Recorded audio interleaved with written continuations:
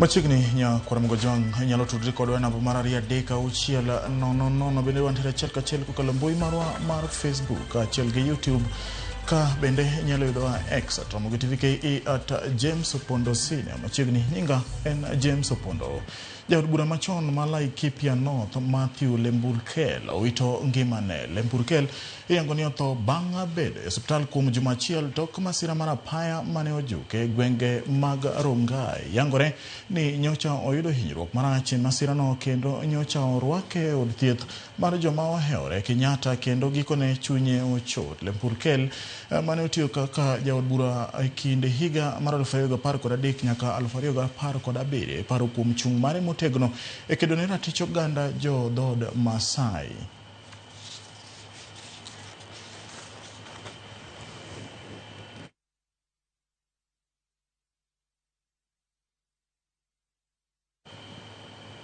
Rumbi kod lit kod kuyo okwako anyuola moro e kardak ma Pipeline bang' kane nyargi moro ne onegi kod jaode. Kalure gi anyuola no, Susan Nabwire ne onegi tok jaode ma oseyangi kaka Cyprian Mukoe ne oduogo ot kendo oyawo lweny gi jaode ka wachore ni ne ochich ni Susan ne ni kod ng'iyo mar hera oko mar keny. Jafwambo mar Armstrong Osutwa miyo ler mathoth. Lit, kuyo kod piwang' en anyuola man kod rem e dho chunygi. Nyargi onindo, nyargi ne owito ngimane e lwet jaode kendo wuon nyathine. Susan Nabwire ma ja higa 27 ne onegi otieno ma tarik 13 dwe mar 8 higani e ode mayudore Kware, kar dak ma Pipeline. En nek mane otime mbele jatich ot gi nyathine ma ja higa 1. Anyuola ni paro maler otieno no chieng' mane Cyprian Mukoe ma ja higa 44 ne oduogo pacho. Mutini ne omuoche kinde gi jaode ka ochune mondo bi e simbe mar ong'we yamo, password kaachiel kod pin mar M-Pesa. Wachore ni jalo ne chich ni jaode ni kod ng'iyo mar hera oko mar keny. Otieno no ne odagi chiemo kendo gwandruok makamano ne odhi nyime e otieno. Sasa ugomvi liendelea hivyo, akaanza kugombana, akapiga kwa Susan kofi. Susan akasema leo utanipa simu yangu. Akasema nikwambia nipatie pin. Usipo pin nafanya nini? Nitakuua leo. Akasema utaniua na kisha nitakupatia pini ya M-Pesa. Akaamuka akaenda hapo ndani. Akatoa nguo, akajipiga picha. Bila alijipiga picha, mfanyakazi alikuwa ananiambia, bila alijipiga picha, akatoka akamwambia wewe pia toa nguo tujipige picha. Kalore jatich ot, karasa ochiko otieno, Cyprian ne ochungo kendo dhi e baf. Eka bang'e ne oduogo gi le. Ne otongo jaode e ng'ute kendo weye gi adhola maduong'. Mano mane oweye gi rem mathoth e dier ot. Ywak mage ne ogore Luanda. Kalore ni Cyprian ne omedo monje nyaka ne owito ngimane. Alipigana waking'ang'ana kwa Susan. Akaamua akaingia hapo akaleta shoka. Bila alikuja nayo shoka hiyo, kashoka kadogo hivi, alimgongea hapa kwa shingo. Susan akafanya sana anguka, akawacha tena akamrudia, akamkata. Susan akaanguka chini. Bila alianguka chini, mfuata akamgonga. Akaamua akaenda kaleta kamba hapo ndani, akamfunga. Katingiza na pisi hizi pia akapitisha kwa mdomo. Bila alipitia hivi akanaona na anakana alikuwa anafanya hivi macho. Akaenda akachukua kisu. Akasema nilikwambia nitakuua ukiona. Akafanya hapa hivi. Nitakuua ukiona. Kondi kodhoge. Jatijino koni tok monj makamano. Cyprian ne otwe tole ng'ut Nabwire kendo ywae e bwo tanda.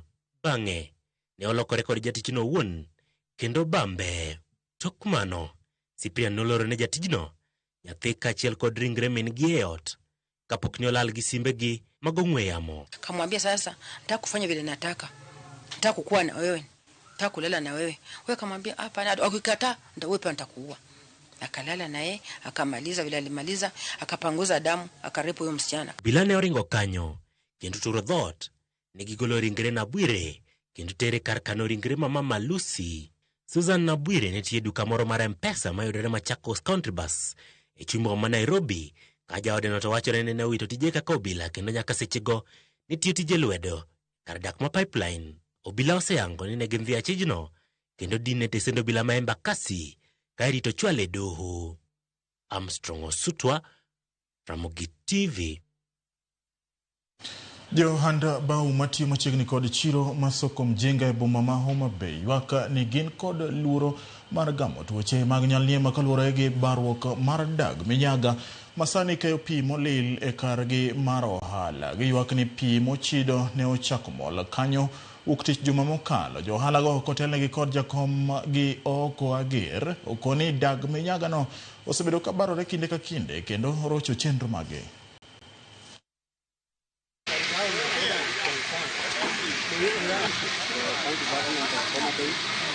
Koro sida mango sewage moro osebedo ka inyowa ka ndalo ka ndalo ka koth ochwe matin to mol. Koro sani ncho chako mol chieng' Sunday nyaka kawuono. Ne wan gi welo ka ne wadak maber, ne wachiemo maber. To sani gik ma kata wendo moro le ma kata jok ma uso negi yien ka ok nyal madho kata soda nikech sewage thengo ma ok wanyal. Koro akwayo jatelo mochung'ne sewer line kata mochung'ne water gikonywa mondo mi oma be obed maler kaka ne welo wewa. Imetuadhiri katika wateja wetu wanapoingia mali hapa waweza kununua bidhaa kwa sababu harufu inanuka hapa hivi inazuia wasiingie. So kuanzia Jumatatu hatujauza hapa vizuri kwa sababu ya uchafu. Kwa pangeomba gavana wetu popote alipo na wanasimamia mambo ya afya watusaidie ili kwamba sisi pia tupate afya yetu kwa nzuri. En kama jitime ohala mopogore. Koro wakwayo sirkal mantie county government kokadho kuom ginene waziri mare mondo ging'inwa wach mar sewage manego e paya kani. Paya kancha ka president obire tiyudo ka samoro ka koro welo sedhi to wan kaka jopiny koro ok wabe treated maber. Esechegi ma jokanyono mag duond buch ODM e kaunti ma Mombasa ikore ne yiero mag tend duond burano ma ichano time odiechieng' ma kiny Uktich. Tend jodong Luo Mombasa ne owuok oko mar siro Victor Abayo kar bedo jakom kaka jagoro kotelnegi kod jakom James Obara Kings. Jodongo go ne kata kamano jiwo duol mabiro tayo yiero no mondo mi otim yiero ler kod ratiro mar gayo tulo kata koko madibed bedo kinde yiero kod toke yiero no. Magi ne giwacho ka tend duond burano to ne okoni gi siro lwedo yiero mar timo winjruok kata consensus ma ok mano mar goyo ombulu to chutho e kom goro mikoni piem nitiere mapek e kind Victor Abayo kod mane en jagoro Geoffrey Busaka. Secretary General wetu ambaye tumekubali kama jamii kutoka mbalimbali katika watu mbalimbali, si Wajaluo peke yake. Abro wuok matek mondariwo ganda te ogendni te modak Mombasa. Jo kanisa te modak Mombasa Waislam gi jite mondo watika nyakla mondo wager chama wa mar ODM. Wangni Mombasa golo 100% leadership mar ODM. Our position is that we embrace consensus which has been used right from the grassroots up to the constituency level of leadership. At the same time, we appeal to the stakeholders, that is the people who are mandated to do the consensus, to make sure that the cosmopolitan nature of our county is reflected in the outcome of Monday elections. Kata doko ni thoth gi koro goyo koko kendo kwede jotelo matiyo arietha pacho ka yangore ni thoth rowere pod onge opande ka moko kuom gi to pok ondikore kaka jogo ombulu e kinde ma odong' thuolo matin ne higni 2 to piny Kenya bago yiero maduong' ma higa 2027. Kuom mano moko kuom jotelo monywando josiasa kod ruodhi e kaunti ma Siaya koro chako chenro mar chiwo pande ahinya to ne rawere e kuonde chokruok mopogore opogore e kaunti no kotelnegi kod jakom board mar sukari pacho ka Nicholas Gumbo. Jotelogo wacho ni opande kod ombulu kende e okumba mabiro konyo rowere e yudo telo makare ma gidwaro. Ginyiso geno mar chopo legi mar ndiko kwan jogo mago kura gana 640 kowuok kuom gana 530 manondikore e kinde yiero mokalo.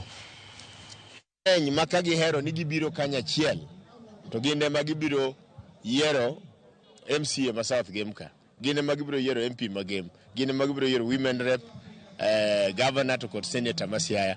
To ka giriwore jo Kenya ginde ma gin gi teko ma yiero president. Koro wanyiso rowere kik gibed gi kando, ndio wan gi shida to shida go biro mna losre ka gitiyo gi teko go mondo giyier jok moketo dwachgi mbele, ok jok ma tiyo kodgi to koseyudo to wigi wil kodgi. Youth unemung'eny, youth unemun gi numbers.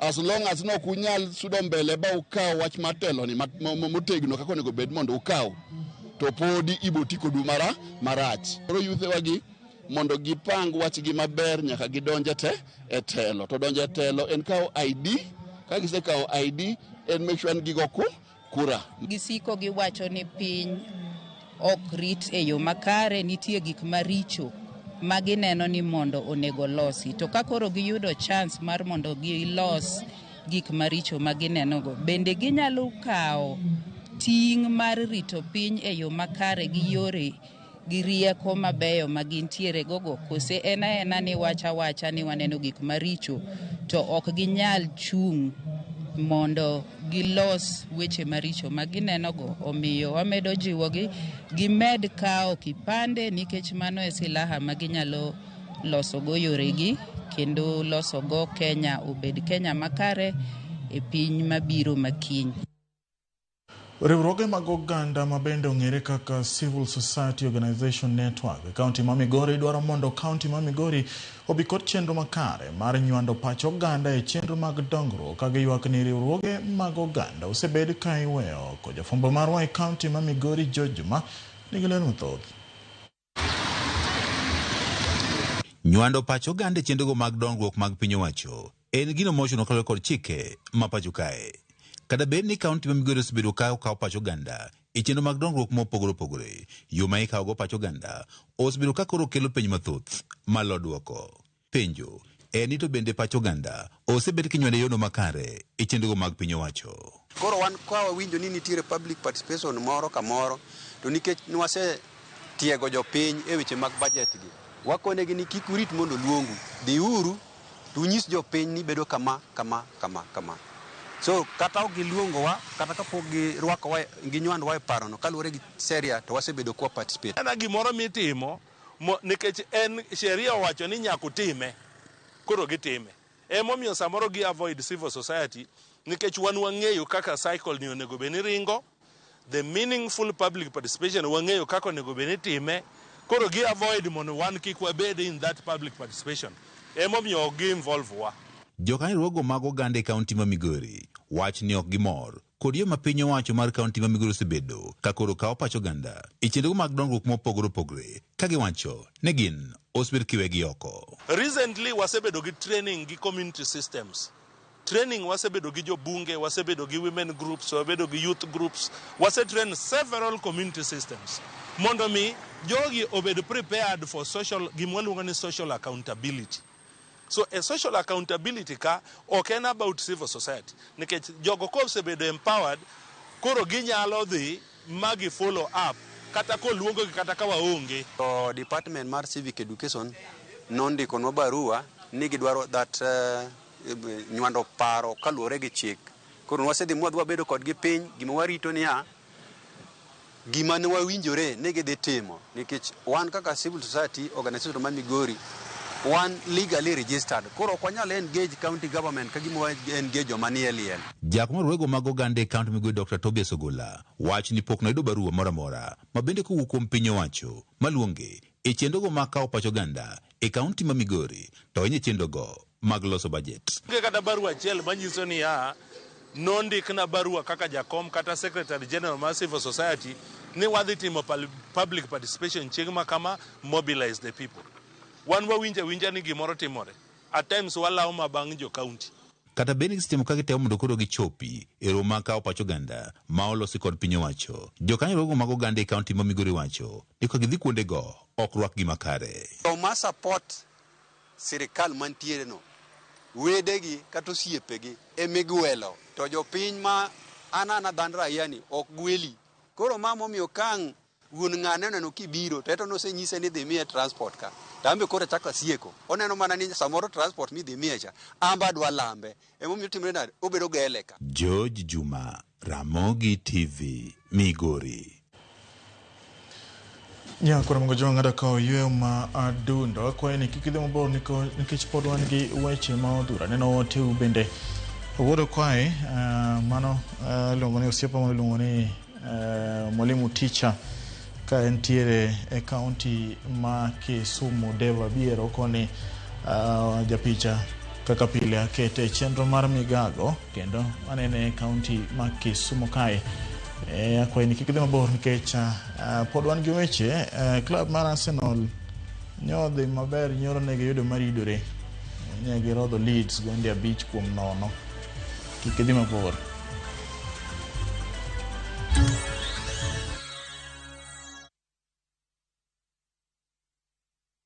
At View Travel, we understand the unique needs of corporate travel. We specialize in flight bookings, hotel reservations, ground transport, team building, corporate retreats, and MICE services. We manage everything from venue selection and event logistics to visa and immigration assistance to ensure seamless travels tailored to your needs. Let us handle your logistics so you can focus on growing your business with ease. Contact corporate at viewtravel.com 0703 254 254. View Travel. Dream, explore, discover.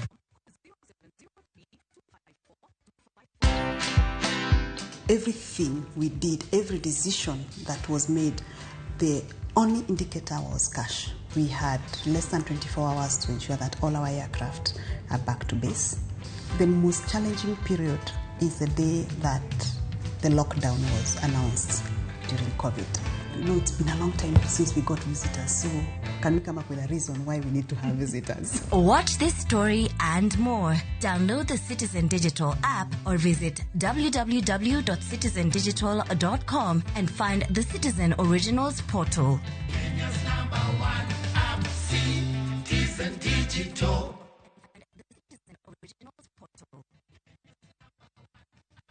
If I dream about it, Zenka will fund it.